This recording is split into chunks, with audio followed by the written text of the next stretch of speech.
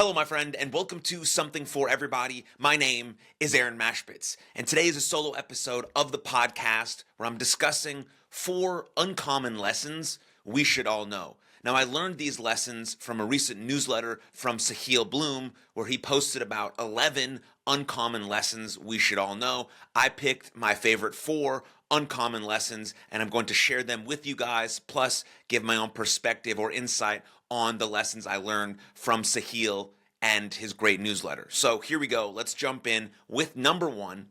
Being misunderstood is the cost of entry. Your success in life is proportional to your willingness to be misunderstood for long periods of time. Real innovation in any domain is about everyone agreeing with you later.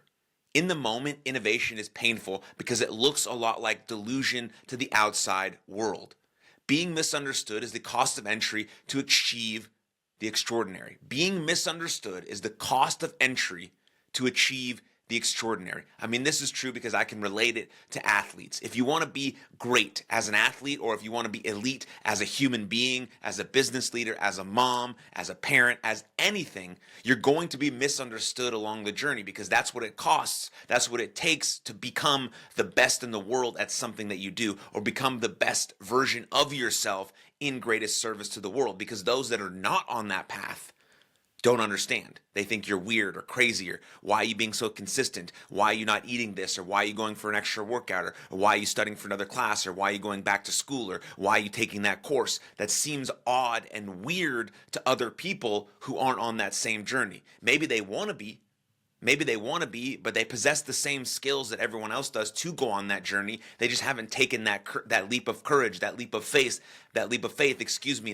that this being misunderstood, that people not understanding why I'm doing what I'm doing, that I'm obsessed about this thing because I love it. It gives me passion. It gives me fulfillment. It gives me joy, that I'm willing to pay that price to achieve the extraordinary, right? I ask the athletes that I work with all the time, are you willing to pay the price? You want to be like the best athletes in the world. You want to be like Caitlin Clark and LeBron James and Luka Doncic and, Aaron Judge. You want to be like them, but are you willing to pay the exact prices they were willing to pay to get to where they're at?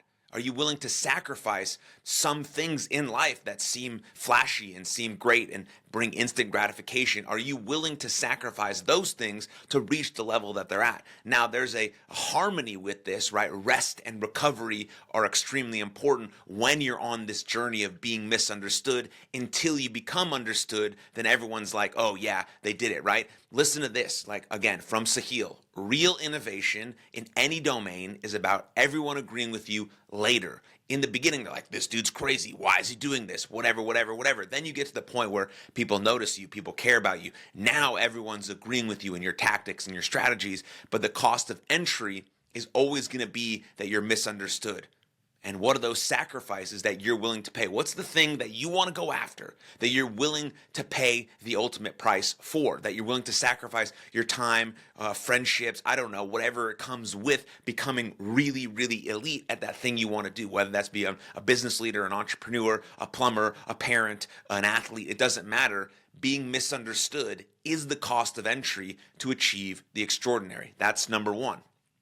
Then we move on to number 2, regularly question your certainty. This is a quote from Mark Twain.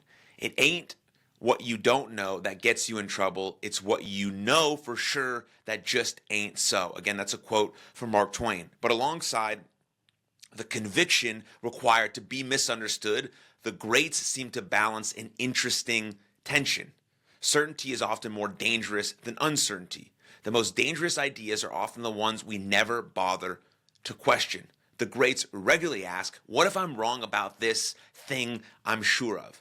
Understanding the cost of being incorrect and spending time pressure testing assumptions and beliefs will always create stronger foundations. This is the whole reason I bring guests onto this podcast, so that when I bring a guest on, I can be the stupidest person in the room and I can question my beliefs and things I might know about personal development or mental health, or I can get a different side or different viewpoint. I mean, this is the whole point of having deep relationships, so that every assumption you hold gets challenged a little bit, but challenged in good faith, challenged by people who see you and believe you and understand that you're also living in good faith. And so we have to understand the cost of being incorrect and spend time pressure testing our assumptions and beliefs. Is this the thing that you're willing to die? Is this the hill that you're willing to die on? Do you understand the totality of the facts and the infrastructure and the information that you're actually believing in? Or are you just following the crowd? Are you being a sheep in terms of just believing what everyone else is believing? And that's normal to happen because as human beings,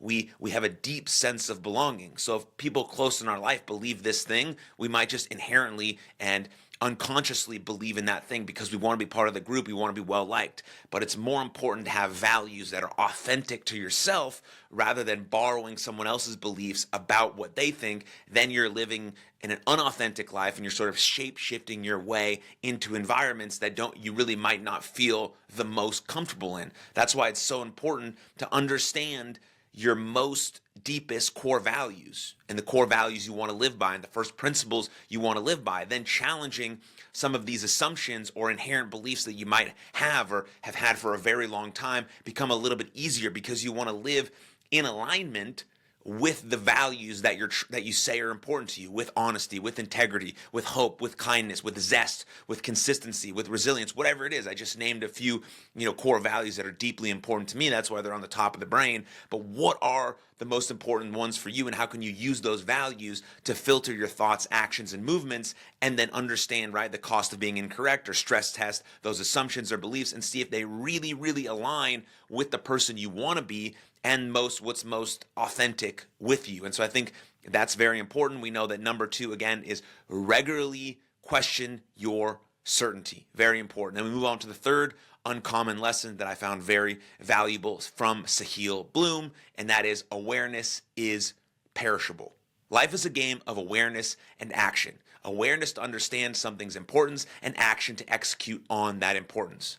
What most people fail to realize is that the one-time awareness is never enough. I already know that. It becomes dangerous logic. I mean, just think about the last one we just did, right? I already know that. It becomes dangerous logic because the awareness is perishable. It fades.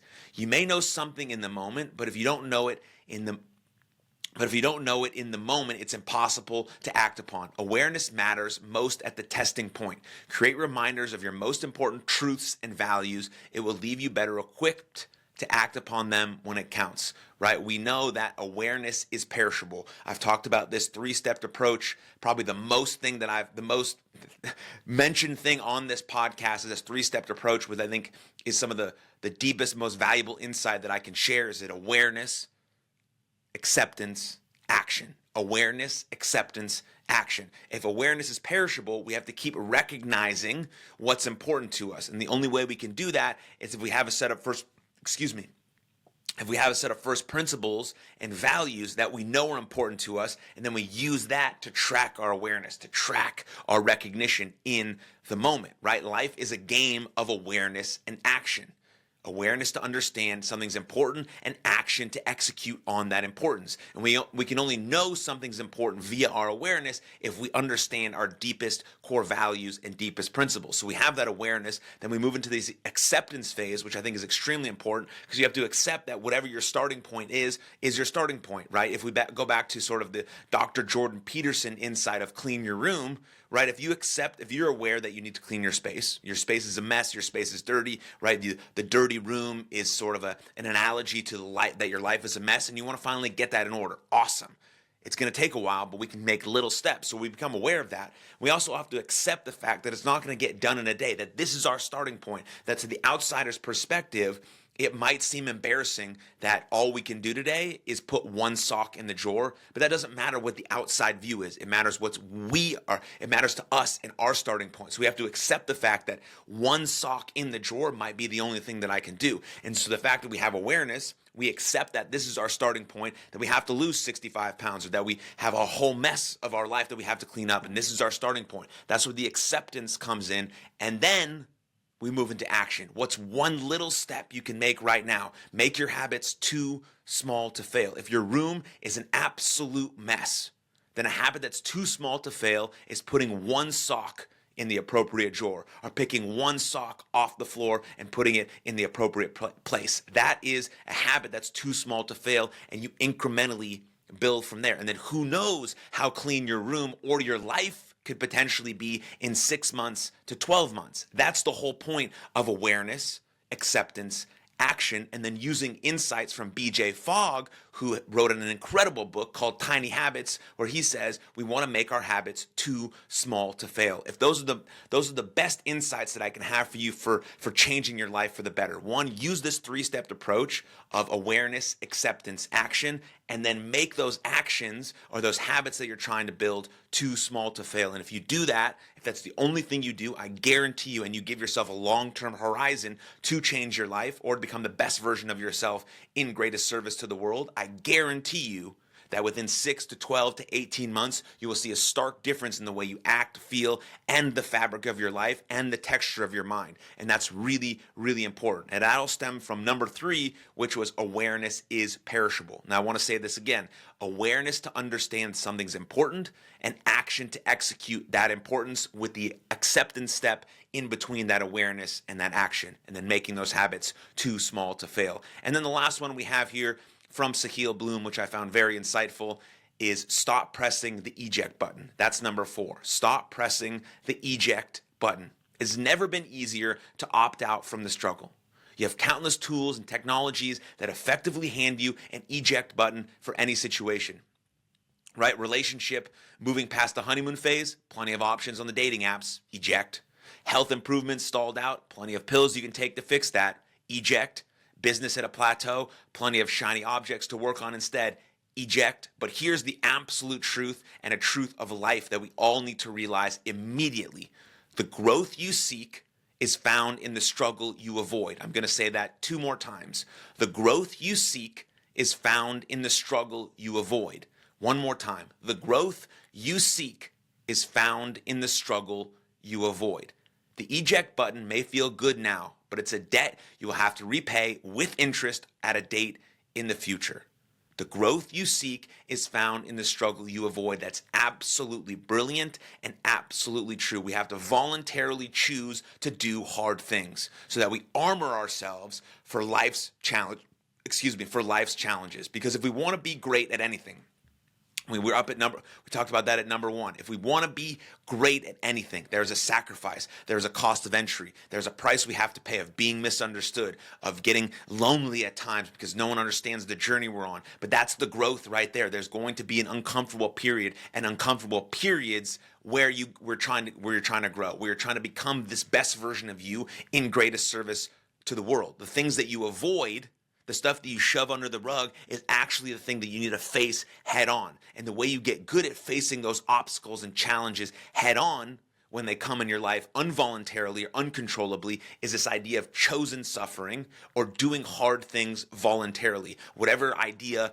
you want to use, they're both exactly the same. Chosen suffering or voluntarily suffering or doing hard things on purpose. Those things are the most important thing you can do. So then when you find that something that you really love, that target that you really want to hit, that you're moving towards, that you're willing to be misunderstood for, and it comes with all these inevitable setbacks and challenges and obstacles and hardships, and you keep getting punched in the face and punched in the face and punched in the face, you understand because you've built the muscle and you've built the credible evidence and the proof that you can do hard things because you did that chosen suffering. Now when the unchosen suffering comes, you have this set of armor, the set of belief, the set of credible evidence that you can do hard things all day, every day, because you train that aspect of your mind and your mental skills, because the growth you seek is found in the struggle you avoid. We are all capable of greatness. We're all capable of mastering our mind, of mastering some of these psychological tools, these mindset tips, these uncommon lessons. We're all capable of mastering them. Now, are you willing to do the work that's too small to fail to get you to the point where you now can actively see the growth that you've made, where you can see these things that you can become this person you know you're meant to be, that you're capable of being, because the world needs you here because you are specifically unique and you offer specific talents and gifts to the world that we all need and that you have to share. And so it's about all of these lessons that we just talked about, these lessons from Sahil Bloom. And I think based on some of my perspectives around these lessons, we're all capable of learning these lessons, understanding them, applying some of the practical tools and tips, and then going out there and becoming this best version of ourselves in greatest service to the world. And I think the most important things that we can remember are awareness, acceptance, action. Make your habits too small to fail. There's always going to be a cost of entry to achieve the extraordinary. There's a price you have to pay. There's a sacrifice you have to make, and it's being misunderstood amongst a bunch of other things. And if we really, really want to be the best version of ourselves, then the growth we need is found in the struggle that we normally avoid. And we don't try to tackle it all at once. That's impossible. That's overwhelming. We tackle it incrementally, small things, moment to moment, making those habits too small to fail. Now, if we put all of these lessons that we just learned together, we know intrinsically, we know that we are capable of these things, and then we just slowly build that credible evidence that we are who we say we are. Because the most confident people in the world do what they say they're going to do. They keep the little promises they make to themselves, and they build up brick by brick, evidence by evidence, and they know they have the proof that they are who they say they are, and they can do hard things, and they can overcome the challenges that life has thrown at them. And I think that's all I have for you today. If you found this valuable or insightful at all, please share it with a friend. That's the best way. That's the best marketing tool that we have at this podcast. And I appreciate you tuning in. Other than that, much love to you guys, and we'll see you next time. Cheers. Thank you very much for tuning into that episode. And if you enjoyed it, click right here for another full-length episode of the podcast. And please don't forget to subscribe. But most importantly, above all else, please take good care of yourselves and others. And I'll see you next time. Lots of love. Cheers.